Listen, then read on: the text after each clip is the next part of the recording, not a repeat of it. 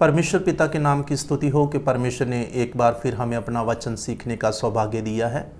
सो आज हम प्रभु के वचन में से जो देखने के लिए जा रहे हैं वह ये है कि हमें बहुत से ऐसे लोग मिलते हैं और ऐसे ग्रुप हैं जो कहते हैं कि क्या परमेश्वर है, या कुछ लोग ऐसे हैं जो कहते हैं कि परमेश्वर है ही नहीं, और कुछ लोग ऐसे हैं जो कहते हैं कि अगर परमेश्वर है तो हमें दिखाया जाए। तो आज हम उसी विषय के बारे में देखने के लिए जा रहे हैं कि क्या परमेश्वर है। सो सबसे पहले हम प्रभु के वचन में से उन बातों को सीखेंगे और समझेंगे कि क्या परमेश्वर है, और अगर है तो हम उस परमेश्वर को कैसे जान सकते हैं और कैसे समझ सकते हैं, और कैसे हमें ये मालूम होगा कि सचमुच परमेश्वर है। तो मैं आपको बताना चाहता हूँ कि जब हम परमेश्वर के बारे में ध्यान करते हैं तो परमेश्वर ने 3 तरह से अपने आप को प्रकट किया।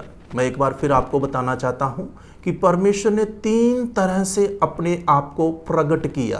तो सबसे पहले जब हम देखते हैं प्रभु के वचन में से कि कैसे प्रभु ने अपने आप को, उस परमेश्वर ने अपने आप को प्रकट किया, तो सबसे पहले सृष्टि के द्वारा परमेश्वर ने अपने आप को प्रकट किया, जो हमें प्रभु के वचन में से मिलता है। The book of Romans chapter 1, और मैं हिंदी में आपके लिए ये वचन को पढ़ूंगा। रोमियो का पत्री और उसका 1 अध्याय और उसका 20 वचन में पढ़ूंगा। उसके अनदेखे गुण अर्थात उसकी सनातन सामर्थ और परमेश्वर तब जगत की सृष्टि के समय से उसके कामों के द्वारा देखने में आते हैं। यहाँ पर ऐसा लिखा है कि परमेश्वर के वो सामर्थ, उसके अनदेखे गुण अर्थात उसकी सनातन सामर्थ और परमेश्वर तब जगत की सृष्टि के समय से उसके कामों के द्वारा देखने में आते हैं। तो जब हम सृष्टि के बारे में ध्यान करते हैं तो सबसे पहले हमें ये मालूम चलता है कि परमेश्वर ने सृष्टि के द्वारा अपने आप को प्रकट किया। और कैसे हम ये जान सकते हैं, क्योंकि जब हम बहुत बड़े बड़े पहाड़ों को देखते हैं, पेड़ देखते हैं, और देखते हैं कि किस प्रकार से परमेश्वर ने पूरे आकाश को बनाया, पृथ्वी को बनाया और पूरी सृष्टि का रचना किया, और हम देखते हैं कैसे दिन होता है, कैसे रात होती है, जो हमें प्रभु के वचन में से दिखता है। जब हम प्रभु के वचन में से पढ़ते हैं भजन संहिता उसका 50 और उसका 6 वचन, हम प्रभु के वचन में से पढ़ेंगे भजन संहिता 50 और उसका 6 वचन। यहाँ पर यूं लिखा है, स्वर्ग उसके धर्मी होने का प्रचार करेगा क्योंकि परमेश्वर तो आप ही न्यायी हैं। मैं एक बार फिर पढ़ूंगा, स्वर्ग उसके धर्मी होने का प्रचार करेगा। तो हम देखते हैं किस प्रकार से स्वर्ग, आकाश, पृथ्वी और पृथ्वी की हर एक वस्तु और सृष्टि में जो कुछ आता है वह कैसे सब परमेश्वर की महिमा को प्रकट कर रहे हैं, जो हमें मिलता है प्रभु के वचन में से भजन संहिता और उसका 19 अध्याय 1 वचन से लेकर मैं आपके लिए प्रभु के वचन में से पढ़ूंगा। भजन संहिता और उसका 19 अध्याय उसके 1 वचन से मैं पढ़ूंगा। आकाश परमेश्वर की महिमा का वर्णन कर रहा है और आकाश मंडल उसकी हस्तकला को प्रकट कर रहा है। दिन से दिन बातें करता है और रात रात को ज्ञान सिखाती है। ना तो कोई बोली है और ना कोई भाषा, यहाँ उनका शब्द सुना ही नहीं देता।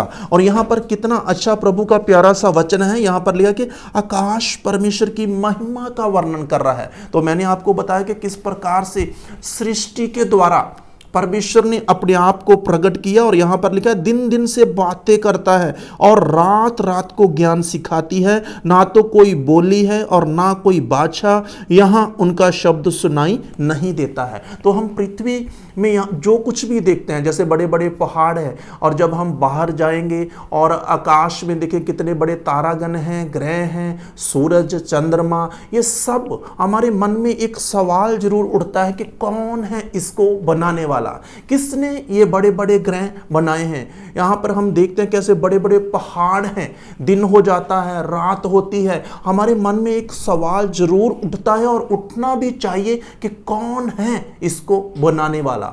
बहुत से लोग ऐसे बोलते हैं कि एक विस्फोट हुआ और उस विस्फोट से पूरे सृष्टि का रचना हो गया, लेकिन प्रभु का वचन हमें बताता है कि किस प्रकार से परमेश्वर ने वो सृष्टि का रचना किया और उस सृष्टि के द्वारा हम किस प्रकार परमेश्वर की उस महिमा को, सामर्थ्य को, उसके परमेश्वरत्व को और उसको जान सकते हैं। इसलिए सृष्टि के द्वारा परमेश्वर ने अपने आप को प्रकट किया।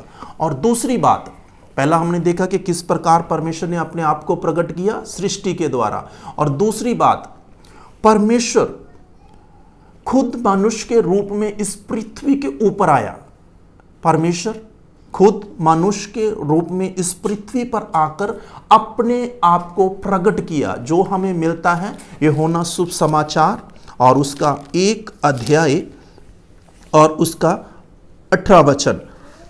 यूहन्ना शुभ समाचार 1 अध्याय और उसका 18 वचन। परमेश्वर को किसी ने कभी नहीं देखा, एकलौता पुत्र जो पिता की गोद में है उसी ने उसे प्रकट किया। एक बार फिर मैं पढ़ूंगा, परमेश्वर को किसी ने कभी नहीं देखा, एकलौता पुत्र जो पिता की गोद में है उसी ने उसे प्रकट किया। तो जब परमेश्वर मनुष्य के रूप में आया तो जो पुत्र है उसी ने उसी को प्रकट किया।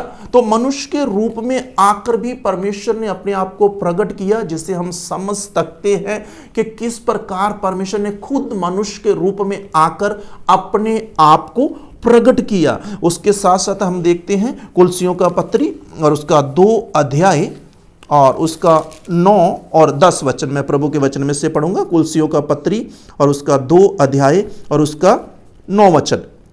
क्योंकि उसमें ईश्वर तत्व की सारी परिपूर्णता सदैव वास करती है। और इधर में लिखा है किस प्रकार से, किसमें, प्रभु यीशु मसीह में किस प्रकार से परमेश्वर की पूरी परिपूर्णता सदैव वास करती है, जिसके द्वारा हमें मालूम चलता है कि परमेश्वर खुद मनुष्य के रूप में आकर अपने आप को प्रकट किया। तो सबसे पहले सृष्टि के द्वारा, और फिर दूसरी बात खुद मनुष्य के रूप में आकर, और फिर प्रभु अपने वचनों के द्वारा अपने आप को प्रकट किया।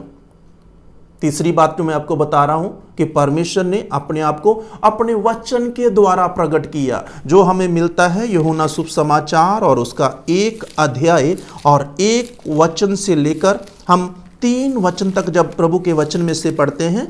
यूहन्ना शुभ समाचार और उसका 1 अध्याय उसका 1 वचन से लेकर 3 वचन तक मैं पढ़ूंगा।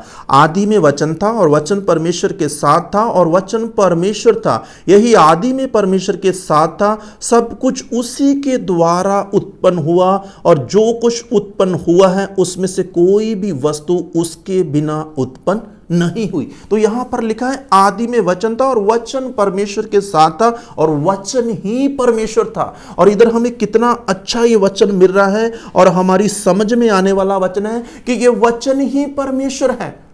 इन वचनों के द्वारा परमेश्वर ने अपने आप को प्रकट किया। तो जब हम प्रभु के वचनों को पढ़ते हैं तो हमें समझ में आता है कि किस प्रकार से परमेश्वर ने अपने आप को इन वचनों के द्वारा प्रकट किया है। तो ये वचन परमेश्वर है, इसलिए हमें कितने ध्यान से प्रभु के वचनों को पढ़ना चाहिए। और जब हम प्रभु के वचन को पढ़ते हैं प्रार्थना के साथ, तब प्रभु इन वचनों से हमारे साथ बातें करता है और हम आत्मिक जीवन में उन्नति प्राप्त करते हैं। इसलिए प्रियो, हमें ये बात को समझना चाहिए। हमें प्रभु के वचन में से जो मिलता है कि परमेश्वर ने सृष्टि के द्वारा और खुद मनुष्य के रूप में आकर और अपने वचनों के द्वारा अपने आप को प्रकट किया है। तो आपसे बहुत से ऐसे लोग मिले होंगे जो बोलते होंगे कि क्या परमेश्वर है, जहाँ परमेश्वर है तो हमें दिखाएं। तो आप इन वचनों को अच्छी तरह उनके उनके साथ शेयर भी करें, इनको सीखें और उनको बताएं कि भैया देखो, सृष्टि के द्वारा और खुद मनुष्य के रूप में आकर, और ये वचन ही परमेश्वर है। परमेश्वर ने अपने आप को 3 तरह से प्रकट किया है। लेकिन कुछ ऐसे लोग भी मिलेंगे जो कहते हैं प्रभु के वचन में उनके बारे में इस प्रकार से लिखा है, जो हमें प्रभु के वचन में से मिलता है। मैं आपके लिए प्रभु के वचन में से पढ़ूंगा। भजन संहिता 14 और उसका 1 वचन। मूर्ख ने अपने मन में कहा, कोई परमेश्वर है ही नहीं। वह बिगड़ गए, उन्होंने घिनौने काम किए हैं, कोई सुकर्मी नहीं। तो इधर प्रभु के वचन में लिखा, जो मूर्ख हैं वह अपने मन में ये विचार करते हैं परमेश्वर है ही नहीं। लेकिन उन लोगों से जब ये वचन हम प्रभु के शेयर करेंगे, प्रभु के वचन को उनके साथ बांटेंगे, इन वचनों को सीखेंगे, उनको बताएंगे भैया एक परमेश्वर है जिसने सृष्टि के द्वारा अपने आप को प्रकट किया और फिर मनुष्य के रूप में आकर अपने आप को प्रकट किया, और फिर ये वचन ही परमेश्वर है। इसलिए हमें उस परमेश्वर के बारे में जानना बहुत ज़्यादा जरूरी है। और अगर आपने परमेश्वर को जान लिया है तो परमेश्वर का धन्यवाद करना, क्योंकि परमेश्वर ने अपने आप को आपके ऊपर प्रकट किया है। इसलिए परमेश्वर के बारे में और भी ज़्यादा जानते हुए हमें प्रभु में आगे बढ़ना है। प्रभु आपको इन वचनों के द्वारा आशीष दे। आइए हम प्रार्थना करेंगे।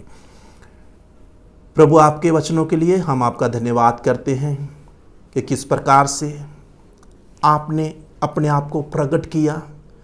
जब हम सृष्टि को देखते हैं तो सचमुच हमें मालूम चलता है एक जीवित परमेश्वर है जिसने पूरी सृष्टि का रचना किया है।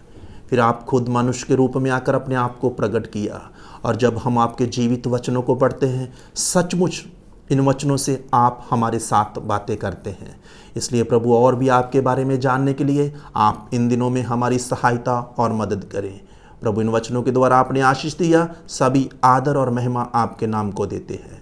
प्रार्थना प्रभु यीशु मसीह के नाम से मांगते हैं, आमीन।